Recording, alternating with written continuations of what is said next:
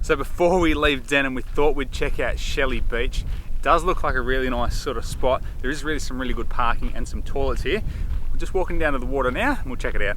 Shelly Beach, babe. It is Shelly Beach. I've Very just made Shelly. a love hut out of shells. I thought it might make for a good photo. I don't know. We'll see. Yeah, look at it. It's literally Just tiny little all ones. shells. Like no big shells, it's just all tiny little ones. This is not too dissimilar to Coffin Port Bay. Lincoln. Or Port Lincoln. Yeah, sorry, Coffin Bay. It was Yeah, Coffin Bay yeah. National Park, that beach we went to, but the Yeah. shells were bigger. These are just like little baby ones. And not as white either, were they? No, these are beautiful. These are all sort of white, off-white. Can't take any home with us. We're going to leave them here, which is fair enough.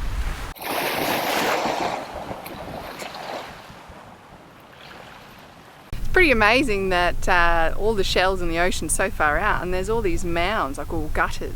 It's hard to envisage if the water has created this and if it's come up this high or if it was the wind.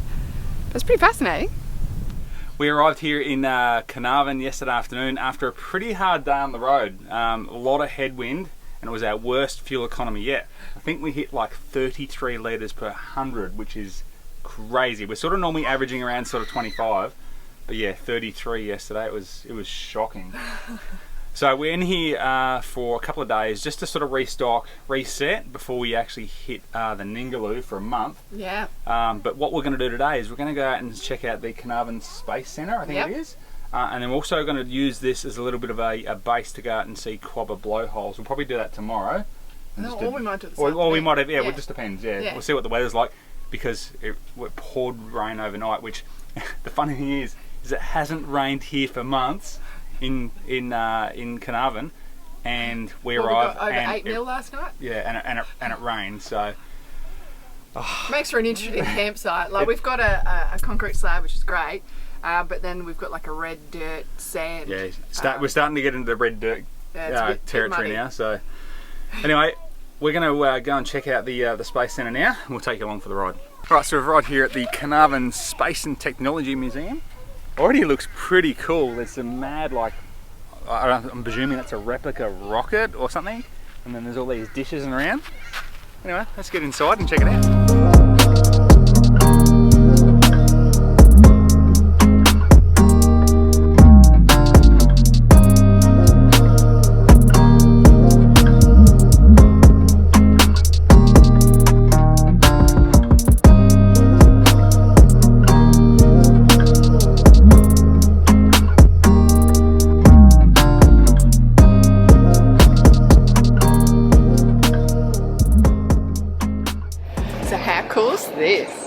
So it looks like they started the journey of this space museum in 2012, and Buzz Aldrin was the first one. Aldrin was the first one to open phase 1, and then Andy Thomas came back in 2014 to open phase 2. And there's his handprints here. Yeah, and they've come in and they've put their handprints in the concrete there. And then we come around here, and in 2016, Captain Gene Cernan opened phase 3.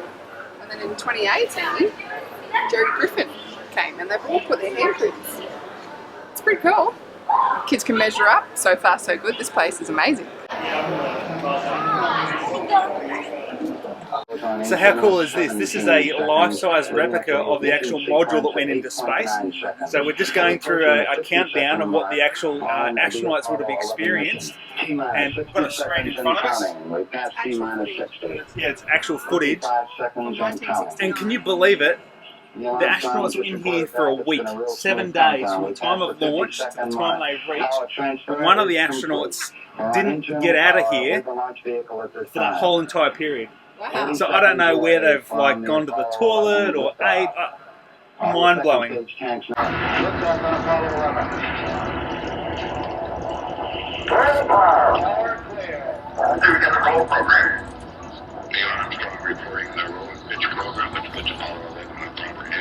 For 1 Bravo, Mark, 1 Bravo. Roger, reconfirm, go make them. 11 Houston, you are go at 4 minutes.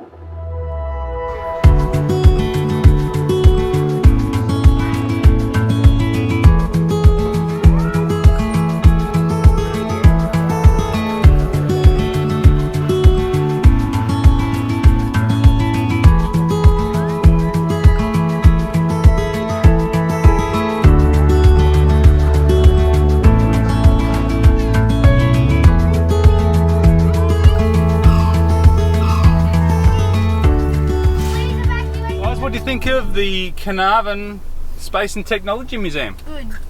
You good? Very cool. Very, very cool. So interactive for the kids. They had all like games and green screen and rockets and the dish and And they had a cat there. They had a cat there, yeah. what was Cat's name? Do you remember? B. Buzz. Buzz. After Buzz Aldrin. Yeah. So it's actually quite surprising how much of an important part that Carnarvon actually played with the Apollo 11 space landing and actually telecasting it to the world. So Yeah. very, fascinating. very, very fascinating. So what was the entry price? It was $45 for the family of us, Yep. family of 4. They have complimentary tea and coffee in the little cafe area. There's a gift shop because Buzz has his own Instagram and merch. That's the cat. Yeah, that's the cat.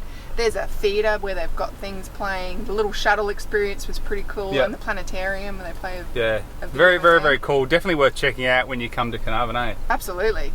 Right, so this morning we're heading out to Quobba Blow Holes, and we're going to check that out, check out how good these blowholes are, and we're going to get a photo with the famous sign King Waves Kill, and we might even jump into the water and have a bit of a snorkel at the aquarium.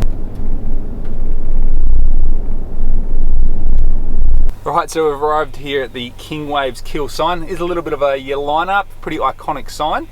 Definitely worth doing though. Just up the road here is the blowhole, so we're going to go check that out after. We'll get our photo first. And then what are you doing, Sarah? I have been in the car on our travel because we've been in the car for an hour. Yeah, 40 minutes, yeah. Yeah, been hitting the WA Explore Parks to see if I can get any more sites. Yeah. Apparently at 10 a.m. that it rolls over, so anyone who cancelled the night before, their site becomes available. So we're just going through checking and then seeing if we can adjust any of our travels. So. Yeah, so just keeping an eye out every day. Refresh, refresh.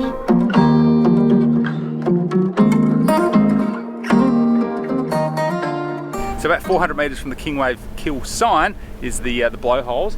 Park your car up here, plenty of space here for caravans and all that. And you can literally see them blowing from the car park. It's pretty cool. We're gonna go check it out now. Excited! We could see from the King Waves Kill sign down there how high the jets blast of water were. Like, couldn't hear it, but you could see it.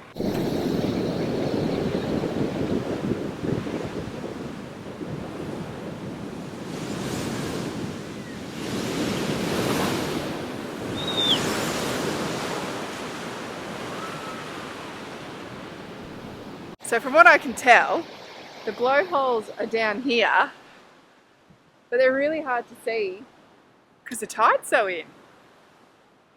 But if we keep watching, you'll see little puffs of wind and spray right down the bottom there.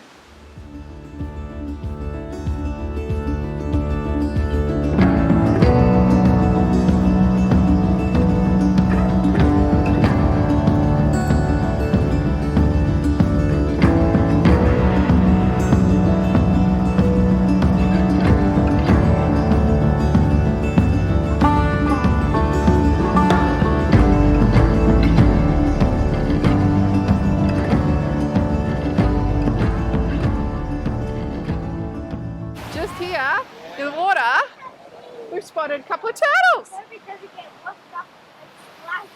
Yeah, we hope that it'll get washed up on the ledge here, the big rocky ledge.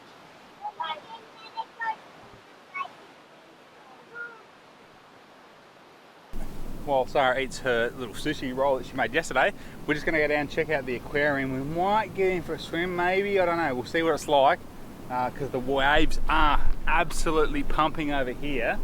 So the aquarium is literally just like a couple hundred metres down from the blowhole. So you've got the King Wave Kill sign, you've got the blowholes, and then you've got the aquarium down here.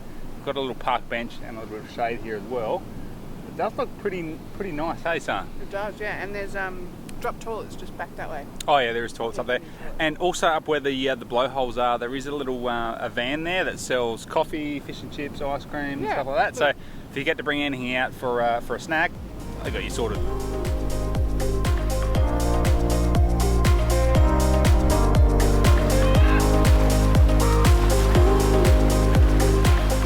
I don't know if you can see it on camera, right down here, this is all the garfish, and they're absolutely massive as well, like they're huge for garfish.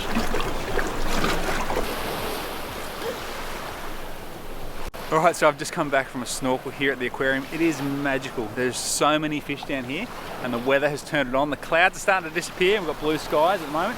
Sarah's out there now having a bit of a snorkel. It is honestly, like the water temp is 24, maybe 25 degrees. It is beautiful. The boys did have a bit of a snorkel too. However, there is a current that sort of runs. You can sort of see those waves over there and it rips in like here.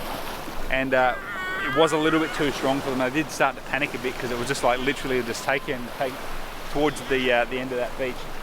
But other than that, yeah, definitely when you're checking out the blowholes, come down if you've got a nice day and go for a snorkel because it's magical. That was amazing.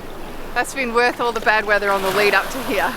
So many fish, hey? So many fish. So many, I mean, I don't know the breeds, but there's some really big, like pretty rainbow coloured ones way out the back there. Yeah. Stripy ones, spotty ones. Big scores of whiting, garfish. Yeah, I was looking to throw a line in. Some of those whiting are huge. Yeah, no fishing unfortunately. Nah, never mind. So that brings us to the end of our little stay here at Carnarvon, and it's Ningaloo Day. Yeah, woo! We've been so looking forward to this, I suppose, for our trip. This is probably like a highlight of our trip. Yeah. And we've got a month on the Ningaloo. Yeah, so various different excited. campsites, and we'll take you along for the ride. But what do you think of Carnarvon? Carnarvon was alright, I suppose. It was like it was okay for a couple of nights to restock and all that sort of thing. Hey, reset the van, do the washing. Yep. The space centre is pretty cool. You got to check that out. Yep. Kids or no kids, it was very, very cool. And then do the fruit loop. There's all like fresh farm produce and everything. Yeah, that's one thing we can show. Also, Quobba was amazing. Oh, Quobba was brilliant. Quobba Blow Holes, they were like phenomenal. And then the aquarium little snorkeling spot down the way a bit. Oh, fish galore. Yeah. So if that's what it's going to be like here, what's it going to be like up in Ningaloo? Yes. That's, you know. Can't wait. Anyway, guys, that brings us to the end of this episode. And as always, if you do like our content, please like and subscribe. And we'll catch you next week. See you later.